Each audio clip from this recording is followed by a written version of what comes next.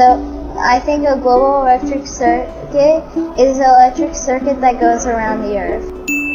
It's in the atmosphere. It's not like in space.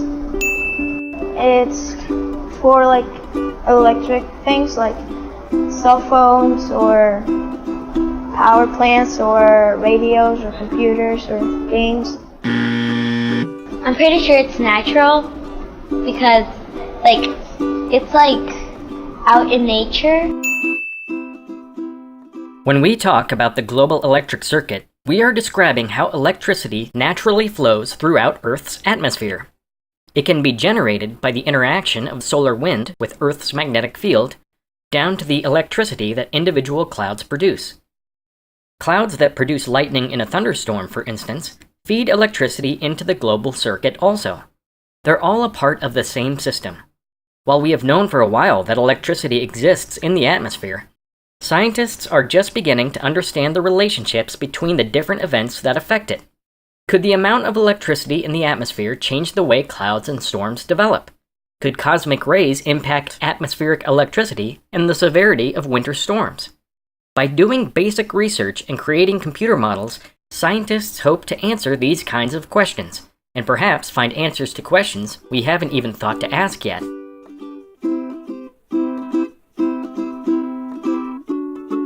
Some kind of light show that moves throughout an area is what my guess would be.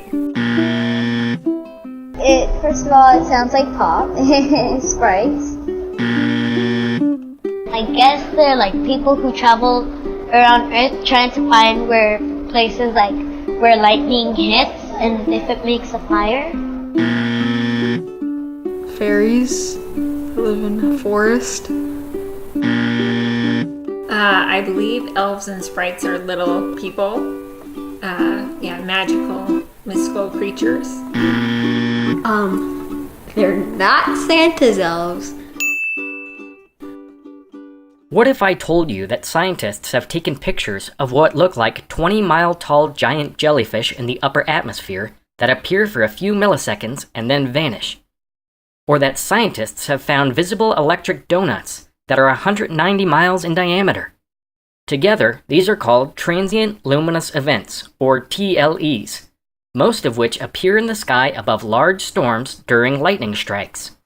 Sprites can look like columns, carrots, or jellyfish and appear in an area of our atmosphere called the mesosphere. Elves are huge expanding rings of electricity that can reach up into even higher layers of our atmosphere and the highly electrified ionosphere. And that's not all. Blue jets shoot out of electrified clouds with or without lightning. Scientists are trying to find out how these TLEs interact with the global electric circuit and what impact they have.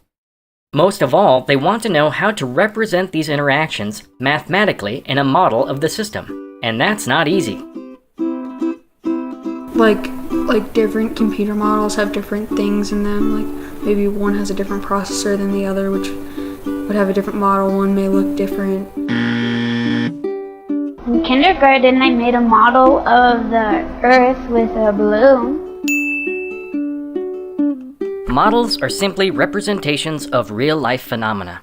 While most of us are familiar with these kinds of models, did you know that mathematical equations could be used as models as well? We use math to represent natural phenomena, like how much energy Earth receives from the sun, and the weather that emerges as a result. By taking these things we know and translating them into a mathematical model, we can build a pretend Earth, a model to test things that we never could in the real world. Because models have to calculate so much math and can end up having so many variables, we use supercomputers. They help us predict what is likely to occur, from tornado-producing storms on the Great Plains to hurricanes forming in the Atlantic. Trying to create a model for the global electric circuit presents incredible challenges. First of all, studying the global electric circuit requires experts across many areas. Scientists who specialize in the uppermost atmosphere, solar wind, electromagnetism, chemistry, the physics of lightning, cloud formation, volcanic weather, and more. Secondly, the model is trying to encompass events that are a part of the global electric circuit on vastly different time and spatial scales.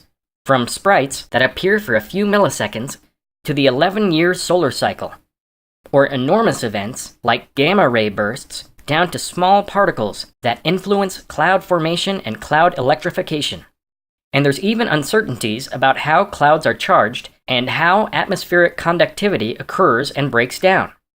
Scientists and mathematicians are trying to create a model that is flexible enough to handle all of those variables. It's a challenge, but there is no time like the present to seek answers to scientific frontiers. So what is the global electric circuit? It's a system that encompasses all of the electrical generators, currents, and TLEs in Earth's atmosphere. Because of observations, satellites, ground-based networks, and observations of electrical phenomena between clouds and the ionosphere, we know a lot more about Earth's global electric circuit that transverses Earth's upper and lower atmosphere, but we still have a lot to discover about the system. Basic research will help us get the answers we seek. Basic research is essentially asking questions about the natural world that, when answered, will result in new knowledge.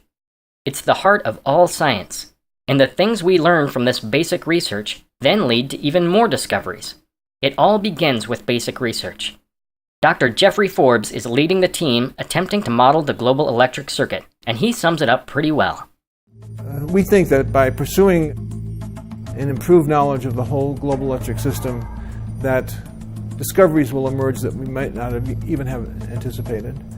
And that's the way basic research goes.